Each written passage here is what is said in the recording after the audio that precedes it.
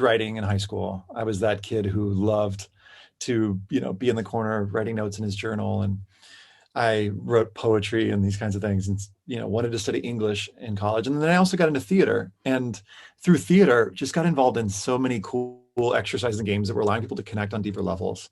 And I think those were sort of the beginning inklings of, of what ended up becoming college essay guy. And then when I went to college, I was told by my Northwestern reader that through an email or something, probably a letter, through the mail, that my essays were a part of what got me in. So, which was great because I didn't have great SAT scores. I had great extracurriculars, and I moved around a lot. But anyway, so I think that's kind of where it started. But when I started to work this is like 2003. So whatever, 17 years ago, helping students with their essays, I was thinking I wanted to be a screenwriter and found that I was just so much more interested in helping students with their essays, this sort of side gig. And over time, just started helping students more, started developing resources, teaching some of my colleagues at this company that I worked at how to do this work. And then I went in 2011 or so and took the UCI. I think actually it was 2007 or 2009. I went to NACAC and went to one of the IECA, transitioning to private practice things. And that meeting Steve Antonoff and a friend of ours and meeting Charlotte Clark and Mark and everybody. And I was like, oh, this is a thing. You can do this. This would be cool. This is a thing that you can actually get paid for and make a living doing. I know. I'm sure many folks on this call had that, if you're an independent consultant, had that thought. And so I was like, oh, that would be really cool. So started off just wanting to do that. And how could I do this? And then it's grown, and the blog has grown, and I've become more and more interested in issues of access and equity, which is what we'll talk about today. And yeah, so I think the early beginnings of it were just like interested in writing. I love teaching. That's been a thing for me for like 20 years, I guess. And then there's this niche of like, yes, there are some folks who talk about this, but not a ton of folks who talk about the college essay. So I was like, oh, my friend at lunch was like, you could be like the college essay. She actually said a different thing. She said, you could be the college essay Jesus. And I said, well, I don't know about that. I don't know about the college essay Jesus, but I could be like the guy. And so I Googled college essay guy and nobody had claimed it. So that's when I grabbed that in 2011. And here I am. Oh, goodness. So you've talked about college access and college equity, and then that's the topic we're going to talk about. But what does that mean? What is college access? Well, broadly speaking, there's a simple answer and then there's like a more layered answer. So the simple answer, I think, is like, we're talking about, it really raises a question for me, is like, do students have equal opportunities when it comes to accessing higher education? And certainly we know that's not true. There are all kinds of systems in place that, privilege students of privilege. That's redundant, but I want to share my screen here for a second. One of the simple graphs, there are actually two that I want to share to demonstrate this, are like equality, is something like this, right? Where everybody's given quote unquote equal opportunities. So each of these kids has a box, but that doesn't really speak to what are their needs, right? So this kid here, this adult, may not actually need a box. This kid might need one, and this kid might need two. And that's when we start to talk about the difference between equality versus equity. So, access is related to this, but really we got to break it down. What does it mean? And who's getting what opportunities? And then I like this one even better. This is from the Giving Tree. So inequality is unequal access to opportunities. So this kid's getting the apple, this kid maybe not even getting an apple. Equality, this is sort of like that last image where we've got evenly distributed tools and assistance. So they've got the same height ladder, but of course we can see here, while this kid can get apples, this kid still can't. Equity is custom tools that identify and address inequality. So we've got this kid on the ladder, and this kid's on a ladder because his needs are different in order to be able to access the opportunities, right, which the fruit represents. But then justice is fixing the system to offer equal access to both tools and opportunities. You'll notice here that the tree kind of bends in favor of this one kid, whereas if we can work on sort of bending these systems that, are in favor of, folks of privilege, then, we can then at that point, we could start giving people quote unquote equal opportunities, and they can, access those opportunities. So the longer answer is it's complicated, but I love offering those. And for folks who want to see those, we'll share these out, and all the links and resources we'll share out at the end. But that to me is what access is like. Yes, having equal access to opportunities, but what does that mean? And what does that look like? That raises lots and lots of questions. And it's really been pronounced in this past year, with the Black Lives Matter movement and the different protests and things that have, and the pandemic too has really accentuated this. So, what kind of challenges has that created for access for students? Yeah. Well, a few things. One is technology. Like students just don't have equal access to technology, right? And also not just technology, but like even if you do have a laptop, having just separate rooms in your house that you can go to that are quiet. And this was, I did a webinar for a group of students in Los Angeles at a charter school. And I asked one kid to speak up, and he was talking, but his brothers and sisters were in the background. And he said, sorry, this is the only room in the house. And I, saw that really clearly, that just some kids just don't have those extra spaces that they can go to. So that's one, right? There's technology, there's space. And then there are studies, and I'll again share these links out. We can share these afterwards, that students of color, low income, working class students have been more likely to experience anxiety and depression and experience food and housing insecurity during the pandemic. So all these things that they're already dealing with have been increased with parents losing jobs. And so those things that, and I think there are just like sort of preliminary studies out about this, but people are concerned, like there are already these gaps are growing bigger. I hear this from my counselor friends who work with populations of students, first gen kids, where they're like, yeah, my kids aren't even logging on. Like they're just trying to get by right now. So yeah, it seems like the gaps are, increasing in a lot of ways because of the pandemic. Yeah. Yeah. And you're right. There are a lot of studies that are showing it. And as the pandemic continues going on, I think we're going to continue to see that accentuated in those gaps and things. So now, why is this an issue that you're passionate about, Ethan?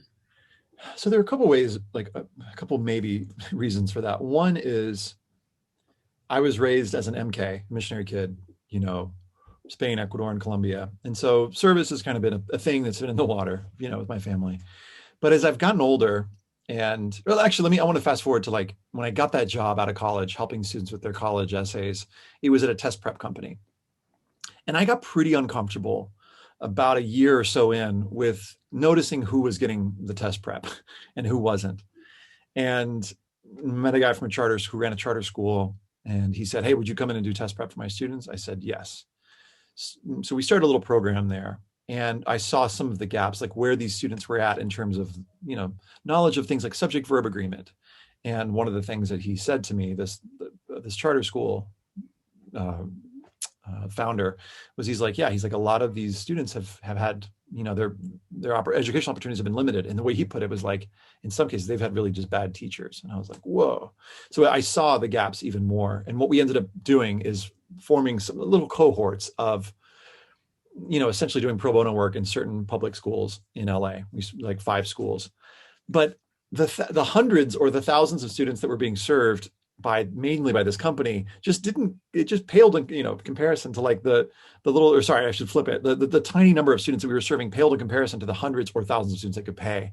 And I was pretty uncomfortable with that. And one of the things when I first went out on my own as college essay guy is I wanted to make sure that I was keeping that in mind in terms of the resources that I was providing, especially.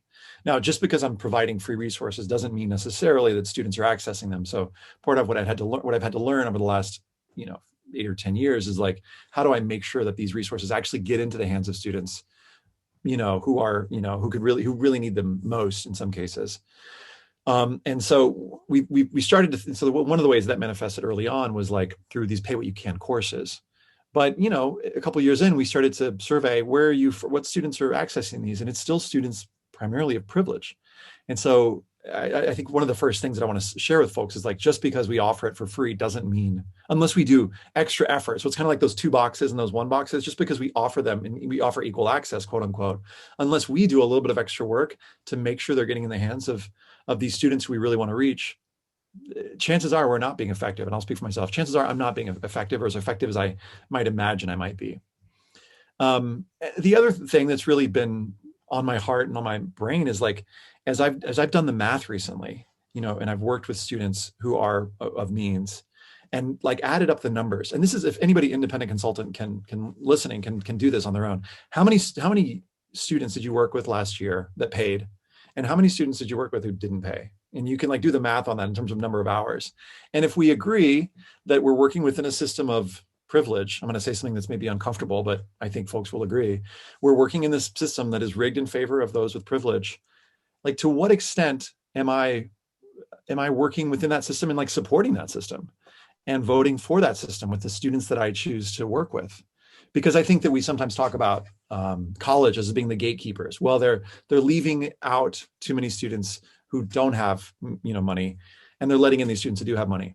But if I'm doing the same thing, then it's like the pot calling the kettle black. And so the question that I think every, for example, independent consultant needs to sit with is like, to what extent am I supporting this system, and to what extent am I working against it? And this relates to what Ibram X. Kendi talks about in terms of this about anti-racism, how to be an anti-racist. One of the things he says in the book, and I'm sure some of the folks on this call have read it, but he says, it's one thing to be not racist. It's another thing to be anti-racist. And to me, that's that image in the Giving Tree about how do we start to shift those systems and kind of straighten out the tree. And one of the things that I want to ask on this call today is like, to what extent are we doing that? Are you doing that? Am I doing that? How am I voting for the system of privilege, or am I working against it? And I know that for myself, Ethan, there are ways that I'm voting for it and I'm working with students of privilege. And then there are ways that I'm trying to work against it.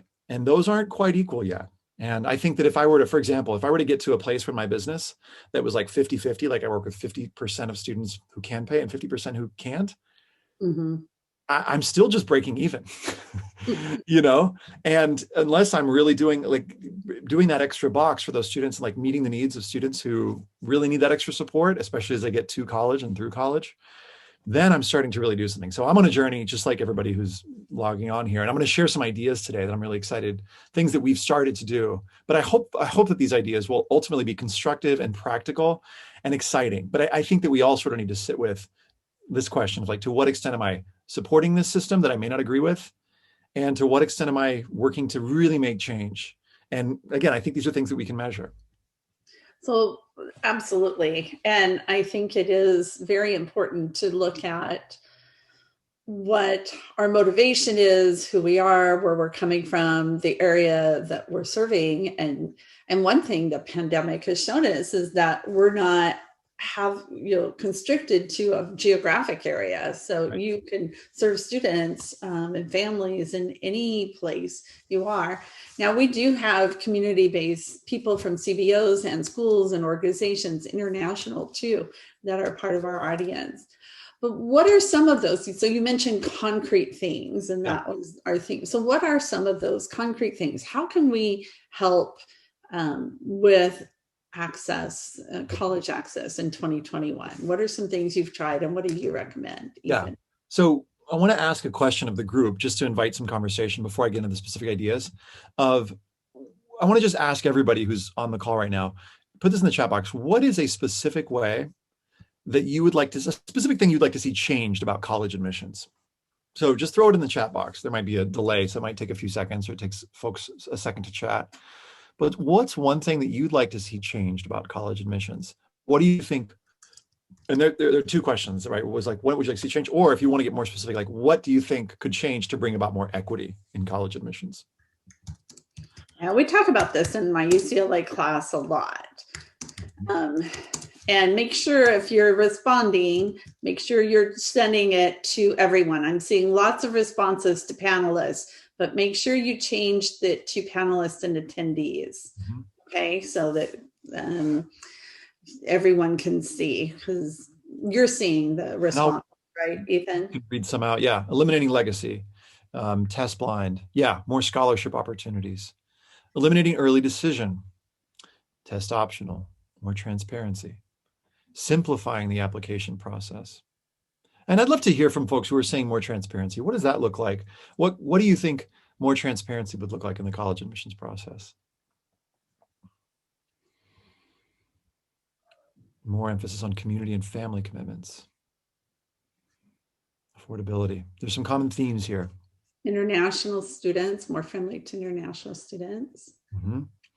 The second question that I want to ask on the tail of this is, what is one concrete step that you personally could take toward making that happen? What's one concrete step you could take toward making that happen? Or what's holding you back?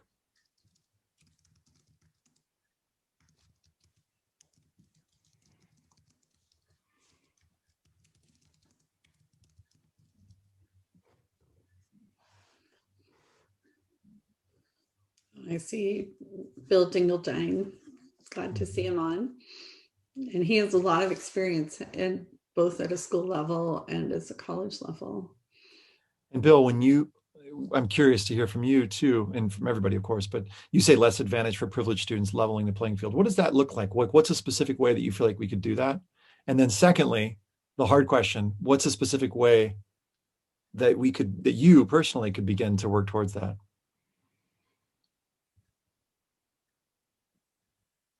And so Carol, I want to challenge this one. You say, I can't control testing. Is there a specific action though around this test optional movement that you could take, short of being able to just like strike down testing, not all, once and for all? Is there a specific action that you could take that would, and I'm sure there are things that you're doing, Carol, be part of that wave moving more towards test optional? So here I'm seeing ideas like donating some of my revenue to CBOs, providing free workshops for inner city student athletes, more pro bono work directly in inner city schools. Yeah, right to admissions offices, requesting or suggesting the removal of ED and EA. I love this, Mark. And I'm going to challenge you because I know you. Could that be something that you do this month? I want to challenge you. And I'd love for you to, I'm just going to be your mini accountability partner and say, would you send me the copy of the email? Because that's something that I would love to do. And I feel kind of intimidated, the thought of doing that. So maybe we could kind of be accountability buddies. Mark and I are in a small anti-racist group that meets once a month. So let's chat about that because I'd love to do that. Well, and Ethan, I think that's where organizations come in too, because that's where our power, I mean, what you can do individually is one thing, and the power of one voice can be pretty significant. But if we join all our voices together, and I know NACAC has done some of this, IECA, HACA, other organizations have put their voices in. And, if we have all these organizations that are voicing that concern and speaking on behalf of students and equity and access, then that has a lot of power too. Mm-hmm. So let's get into some of those concrete ways. I want to share a bunch of them. And Ellen, I'm so glad you asked for this one. Ellen Parson asked for what is a specific toolkit for getting involved in schools. That's going to be the one that I close with, because I've got something specific, and it's a call to action, but really an invitation to join me, because I think I've found a way in, as it were. So I'm going to share my screen here. So idea one is, in terms of how we can make a concrete difference, is starting from within, right? Is like, I'm sharing the wrong screen. Is what can we read and learn? And I know that many folks are on this journey already. But it's like, what are those things that I can read and learn about? And, there's this awesome, you folks probably saw this list go around, the list of scaffolded anti-racist resources that we'll follow up with a link that has specific things and the stages of white identity development and the corresponding beliefs, thoughts, and actions. So tons of awesome resources on this. And another one that I'm really excited about is, this is one that I shared with my group last week, the group that Mark is in and that Deb is in, is a white anti-racist accountability course. So this is a mini course that is, pay what you can. It's really affordable, and that walks through in 20-minute modules. Hey, I'm an anti-racist. Now what? Resisting white saviorship. This is a big thing, right? Where coming in and believing that I've got all the answers. This is something that I've had to kind of deprogram, being an MK. Embodying the intellectual. Let's not overanalyze. How do we get from here and then into action with intentions, plans, and accountability? And then another thing that I've been working on just this last month is there's this cool 21-day anti-racist equity challenge. And this is similar to the link above, but it walks you through, here are some different things that you can read, listen, watch. What are the different things that you could notice? How can you engage and take action? So just to give you a quick example of these, here are some different examples of resources that, that you can just pick up and read. Some of these are 5-minute reads, some of these are 20-minute reads. And then the other thing that happened a couple of weeks ago that I was, amplifying a little bit is the Equity Summit that had a bunch of amazing speakers talking about all kinds of issues. Yes, related to education, but also talking about equity in lots of other different fields. So again, you'll get the links to this, but you can still sign up for this, I believe, and and get the recordings for that.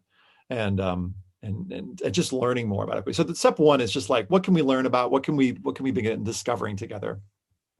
Idea two is volunteering at a CBO, which is something that folks have mentioned already.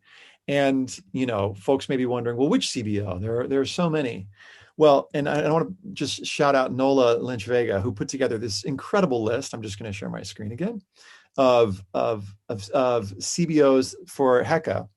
That here, check this out. This is the HECA. She calls the HECA Equity and Access Opportunities Database. So there's so many different organizations that are out there that are doing amazing work. And I'll just put a link to this in the chat box.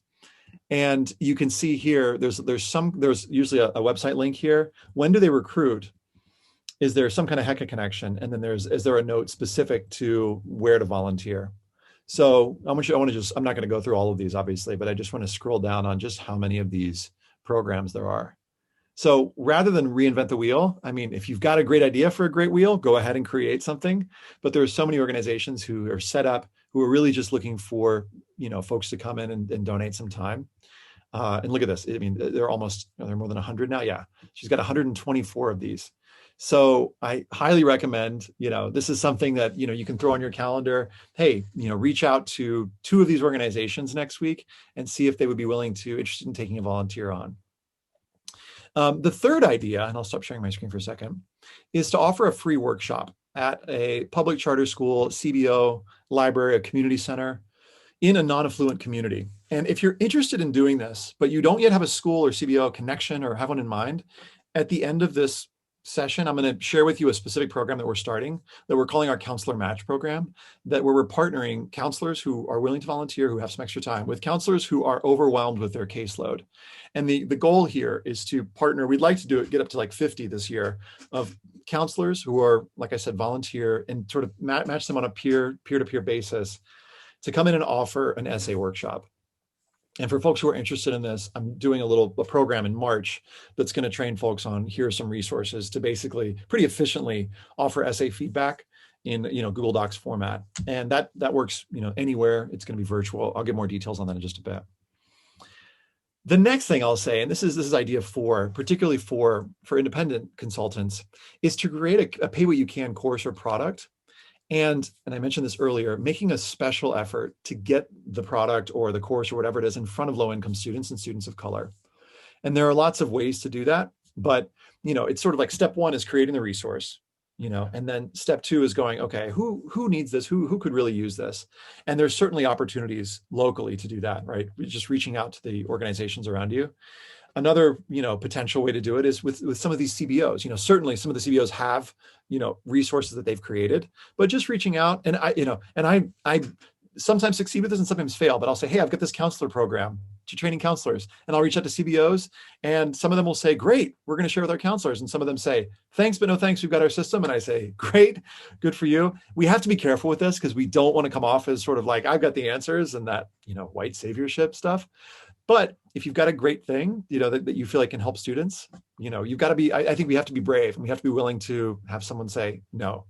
So I just want folks to know that like folks say no to me all the time with like, hey, thanks. I mean, I feel like every year I go to the NAC Access Fair and I'll go around and talk about free resources and folks will be like, cool. And I'll like never hear back from anybody, but I keep trying.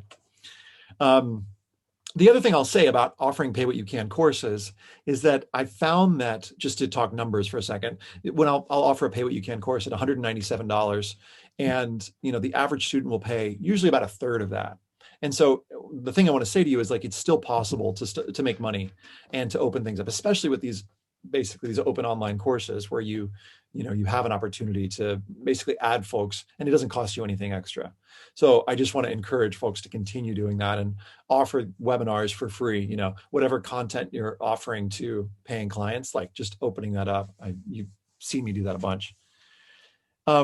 Idea 5 is to create or sponsor the creation of a resource specifically geared towards low-income students. So I want to share with you a couple examples of this. So my brother, Devin, went to a really cool session at NACAC that was led by Dustin Lin, who's a counselor in Tennessee, and Andrew Moe, who many of you know, the director of admissions at Swarthmore. And it was on application fee waiver. It was actually on micro barriers that students face. And Devin reached out. He's like, this fee waivers thing, we don't have a resource on that. So we reached out to them and said, hey, would you all be willing to create a little guide on who qualifies and how to get fee waivers? You'd be surprised at how little information there is online. So what is it? Who qualifies for it? How do you get one? And then some tips. And we, it took a while to get it done because Dustin and Andrew are both busy, but they created this cool resource that now we share actively with our students. And it's on our resources page, we post that so that students are aware of it. Another one here is this was a much bigger guide, but this was a step-by-step financial aid guide for international students. And this was created with Tiffany and Emily, awesome international counselors with a ton of experience. And it's pretty darn thorough, what makes this guide amazing. But here are the costs associated, especially for international students.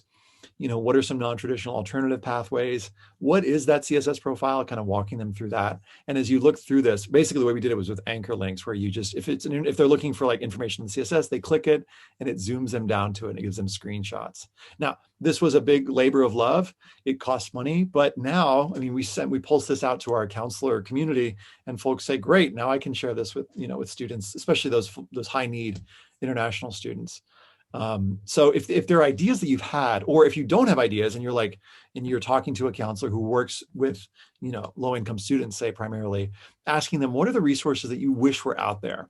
Because just asking those questions can really spur ideas. And maybe you're the person to create it, or maybe you can find the person who can create it. One resource that came out of a question like that was a resource for EOP questions. So in California, these are those questions for students who, are basically need money. And there aren't any really comprehensive EOP guides. So this is particularly for California students, but now we're working on an EOP guide. In talking with Cyndy Montgomery, this is an IEC that many of you all probably know.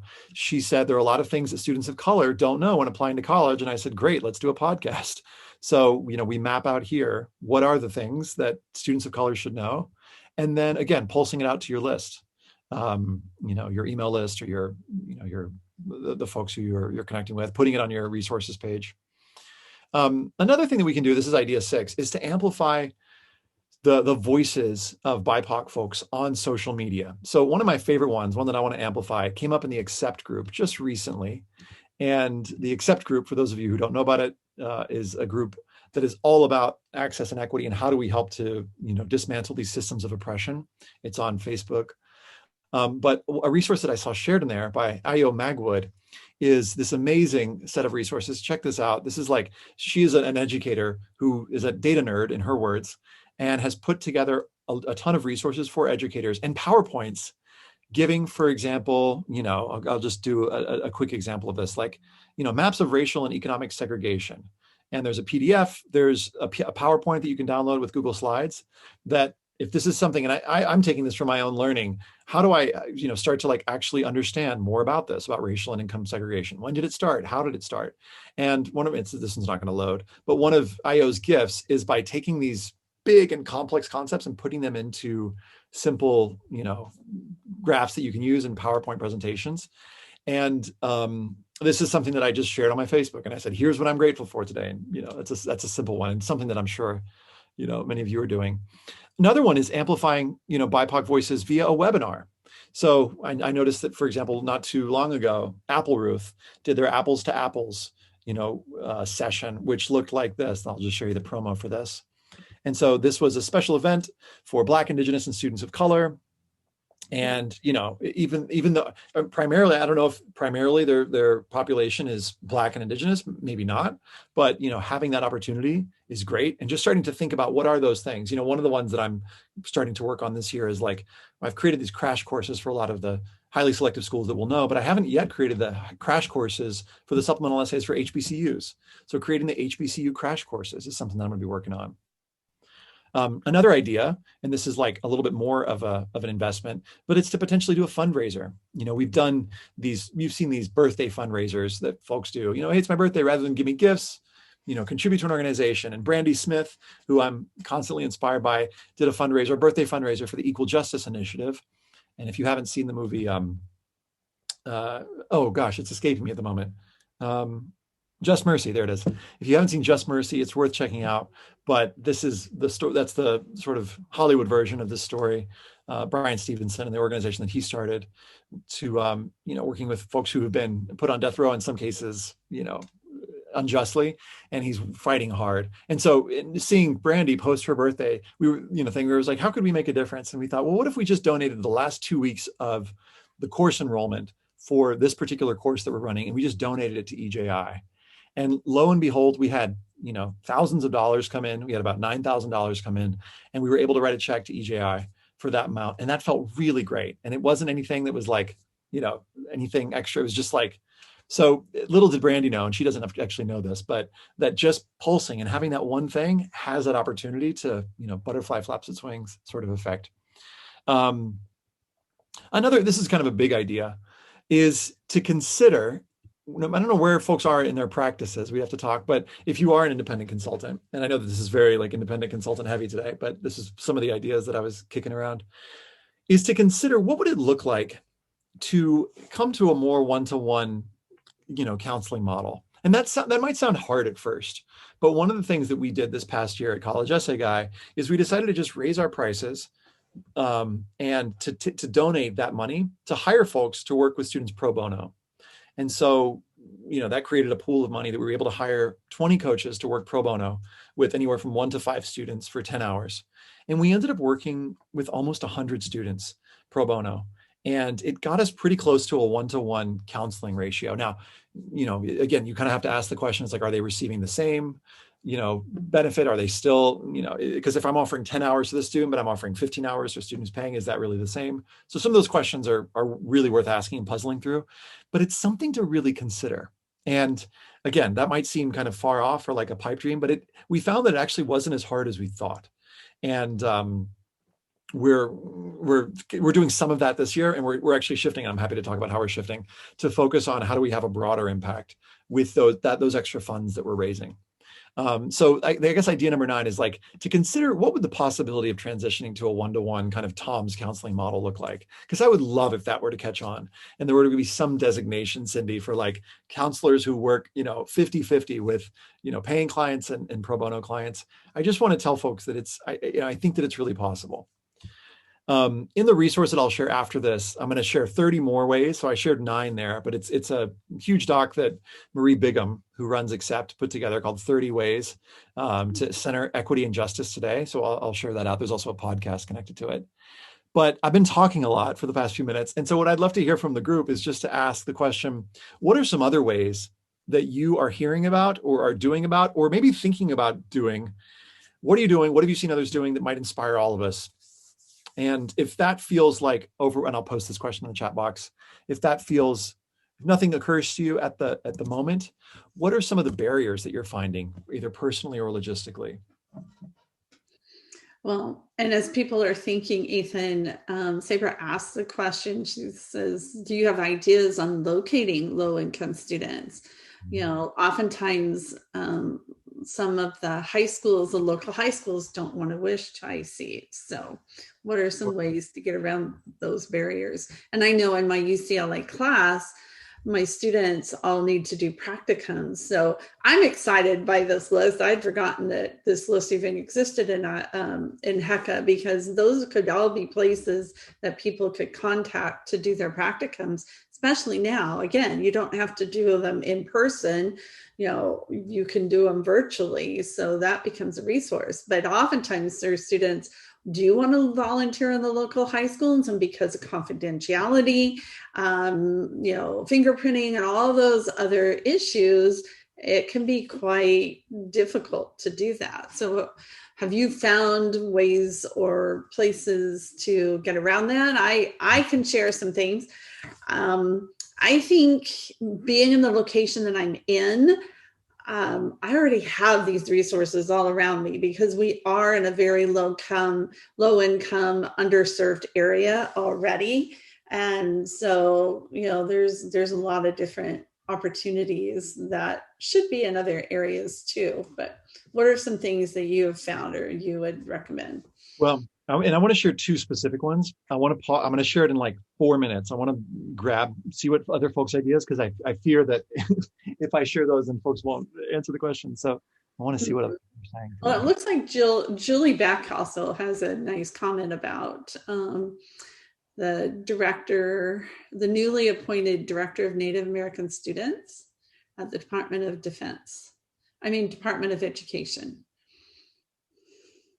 So, I think that's great to go to the very top, because when you talk about those systems and equities, that's what we have to do, right? Yeah.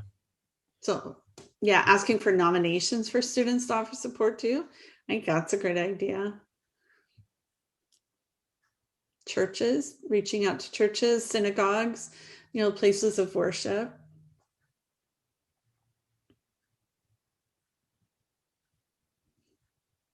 Mm-hmm.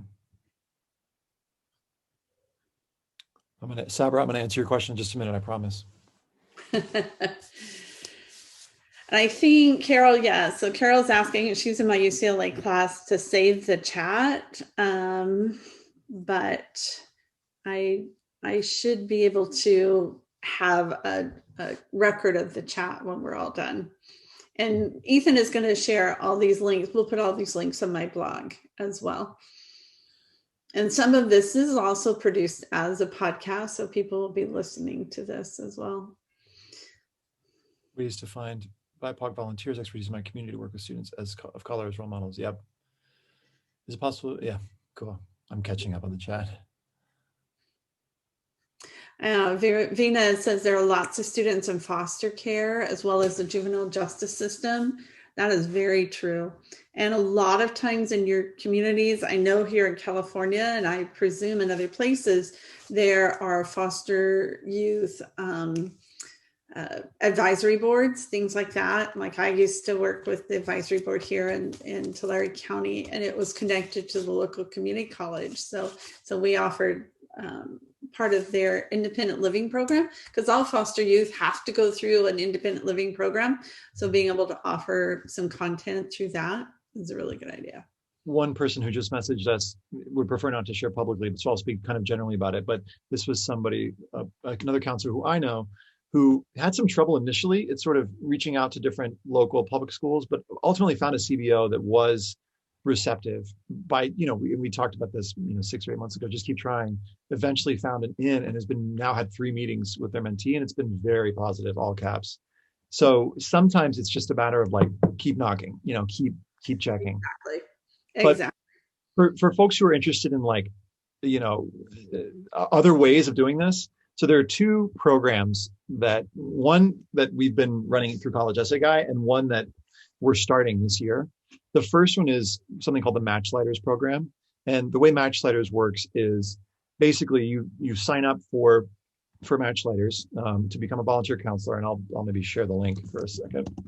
And we pair you with a student, usually on a one-to-one basis. I mean, we're going to, I think, maybe start, and I'll put this in the chat box, and you can sign up there.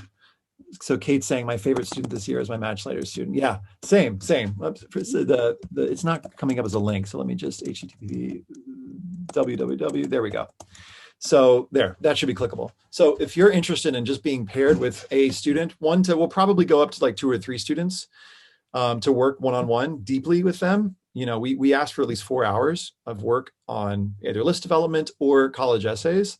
Then please sign up. We paired about 420 counselors with students this last year, and we're looking to pair more.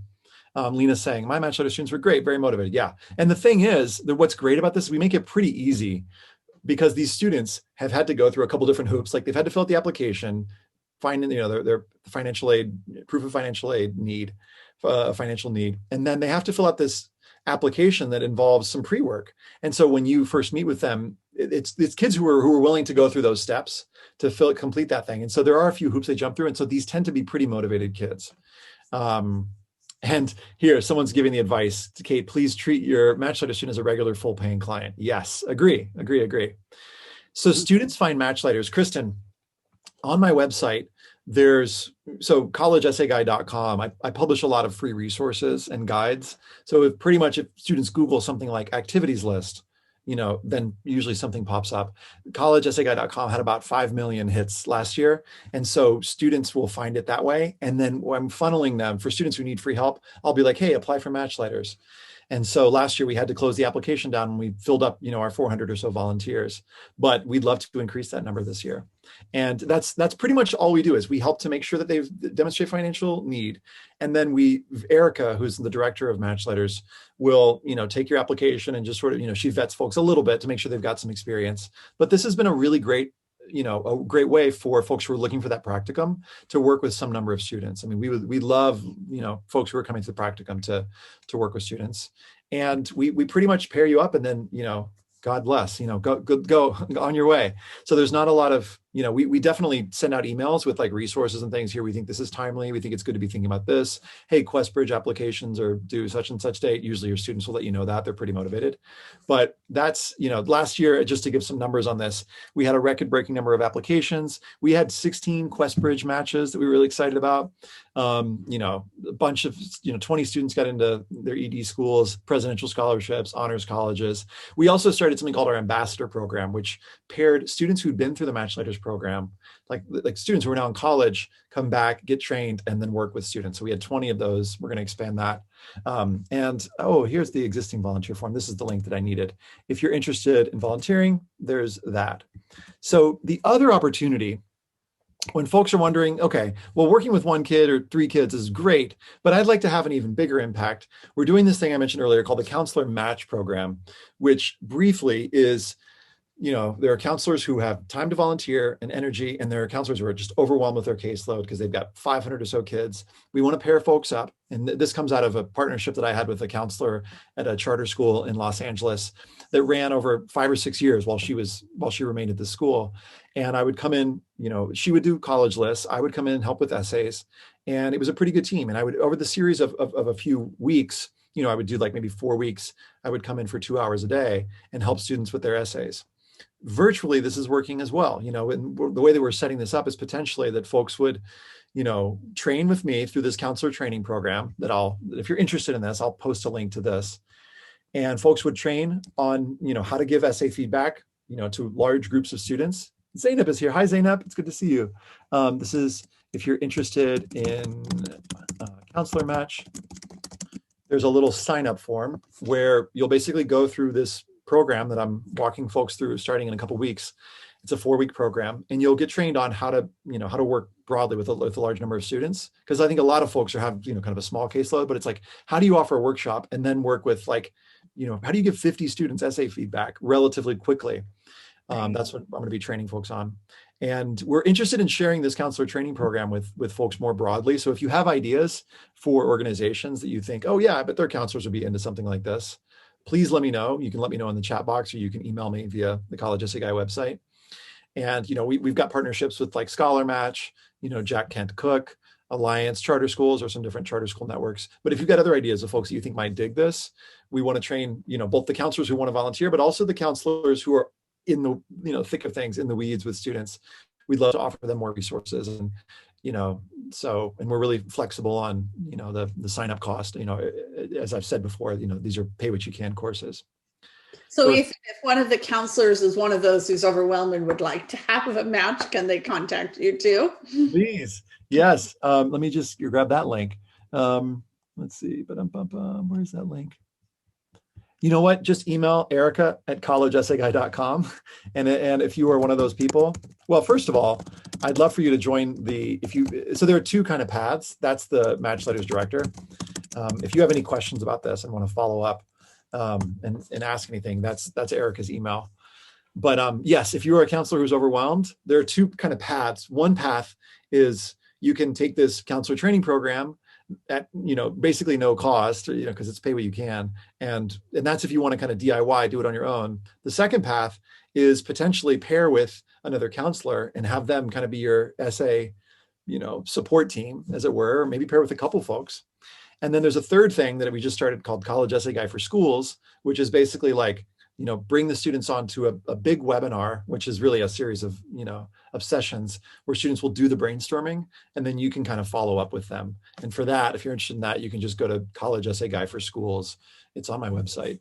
And so that's a really low cost way, again, virtually no cost if counselors want to partner with me to give their students, some more of those resources. That's also includes professional development opportunities and stuff. And so there's a lot in there. So those are some of the ways that we're interested in partnering. I don't want folks to feel like this is a big pitch, because all this stuff is pay what you can. It's really virtually free resources. So, but I'd love to hear questions from folks if they've got them, or ideas that are popping up. Well, I'd like to pull out a couple. I see Myung Lee, and she and I have been in a group for the last several months, and she brings up a really good point about working pro bono with transgender students.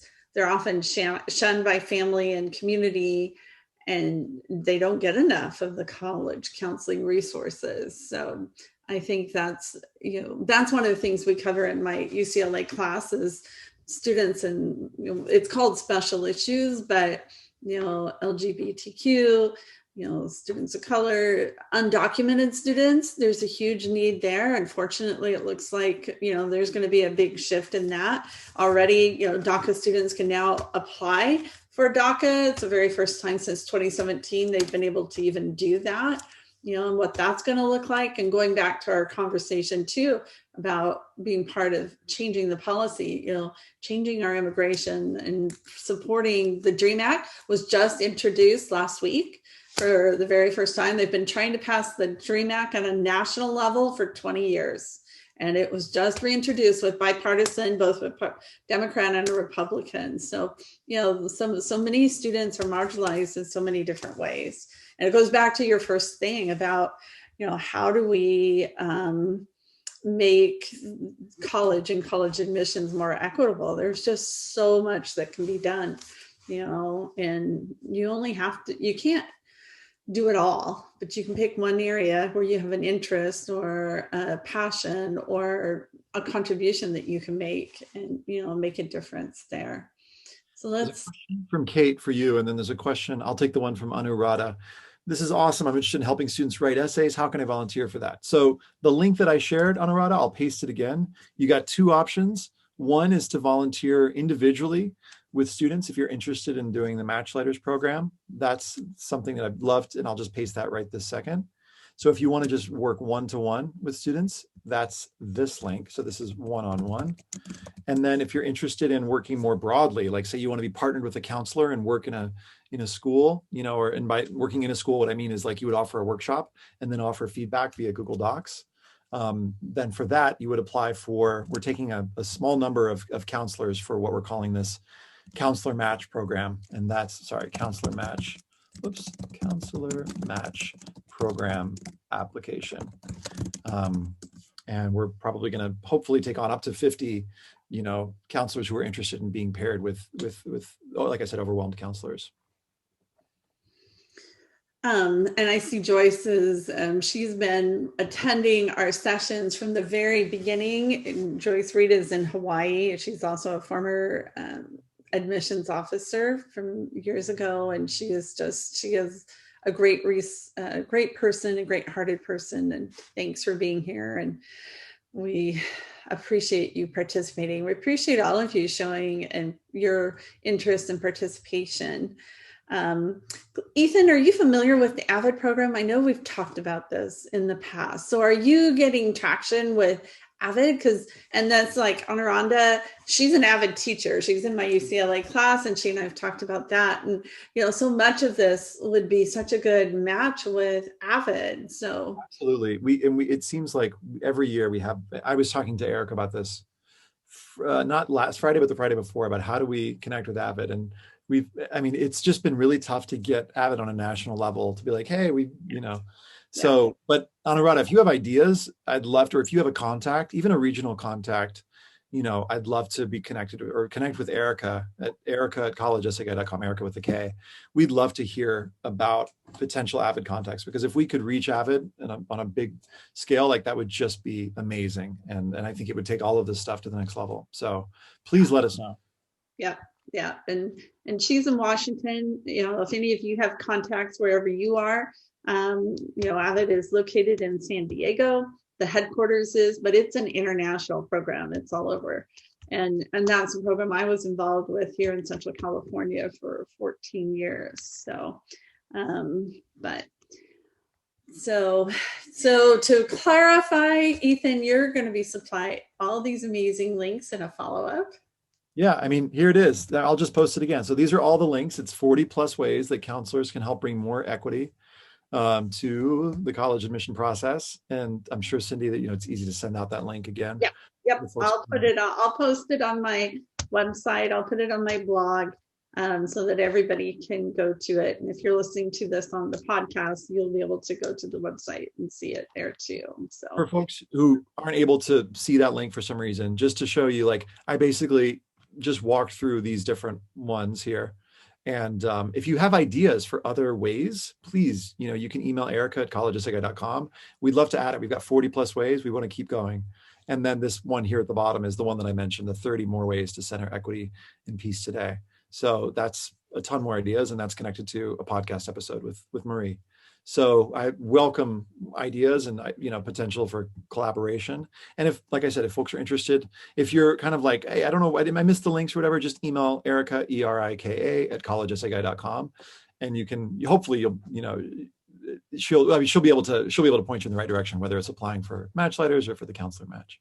So Ethan, thank you so much. This has just been so helpful and so inspirational.